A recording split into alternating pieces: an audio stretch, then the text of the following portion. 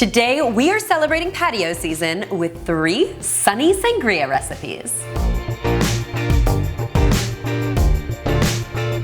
This is called my cool as a cucumber sangria. It literally tastes like a spa in a glass. It's so refreshing and light, and it's a white wine sangria, so it's perfect for a really hot summer day. Now, it starts with some honeydew melon, so I just diced up some honeydew.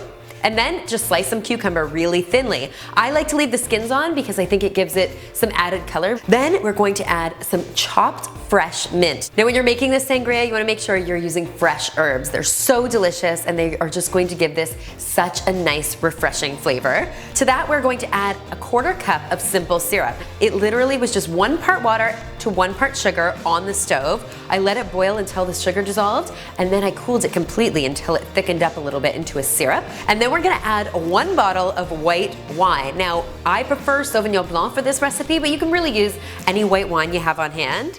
And then we're gonna top it all off with some sparkly soda water, just to give it a little bit of effervescence. Once this is all mixed together, we're gonna put it in the fridge and leave it for at least an hour to let all of these beautiful flavors incorporate.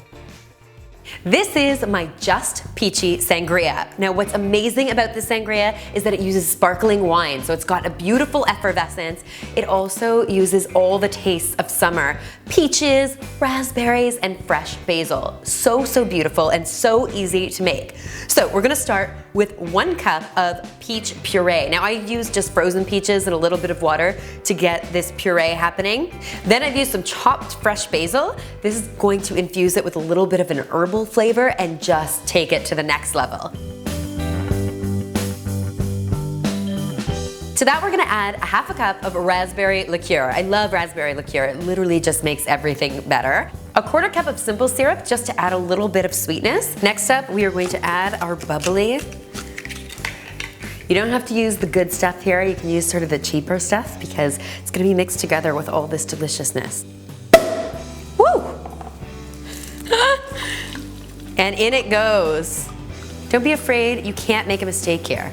And then we're just gonna top it all off with a little bit of soda water to keep those bubbles going. You're gonna let this sit for at least an hour in the fridge, and then it will be ready to drink.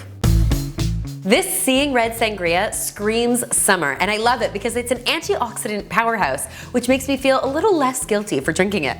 It features pomegranate and red wine and some beautiful berries, and it's so easy to put together. All I've done is taken the seeds out of 1 pomegranate. Now I prefer to do this underwater because I find it makes a lot less mess than if you try to do it on your counter or on your cutting board. Then I've got some gorgeous blueberries, blackberries, and some chopped strawberries. These are going to add some sweetness and a whole lot of color.